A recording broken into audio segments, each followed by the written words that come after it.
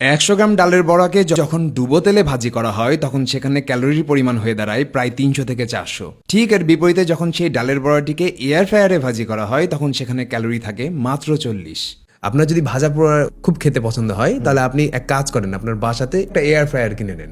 পছন্দের খাবার আপনি এয়ার ফ্রায়ারে ফ্রাই করেন। এয়ার ফ্রায়ারে ফ্রাই করলে কোনো ক্ষতি হয় না শরীরে। যেমন অনেকে বলে যে মাইক্রোওয়েভ ওভেন, এয়ার ফ্রায়ার, এগুলো যে রেডিয়েশন, এগুলো মনে শরীরের জন্য ক্ষতিকর, আসলে না। তো রেডিয়েশন দুই প্রকার, একটা হচ্ছে আয়োনাইজিং, একটা হচ্ছে নন আয়োনাইজিং। যে নন আয়োনাইজিং যে রেডিয়েশন সেটা মানে শরীরের ক্ষতি করে না, এটাকে টেকনোলজির ভিতরে ঢোকানো হচ্ছে, যেমন মাইক্রোওয়েভ ওভেন, মোবাইল, রেডিও, এগুলোর ভিতরে নন আয়োনাইজিং রেডিয়েশন হয়।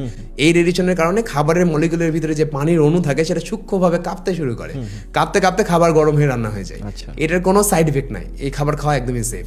আপনি হচ্ছে অন্য জায়গায় একটু ইনভেস্টমেন্ট কমিয়ে এখানে দেন, হেলথের একটু বেনিফিট পাবেন আপনি।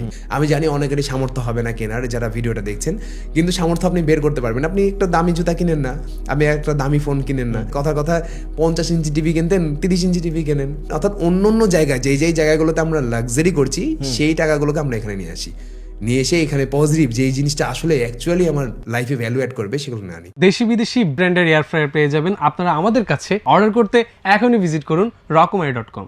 যা কিছু দরকারি সাথে আছে রকমারি।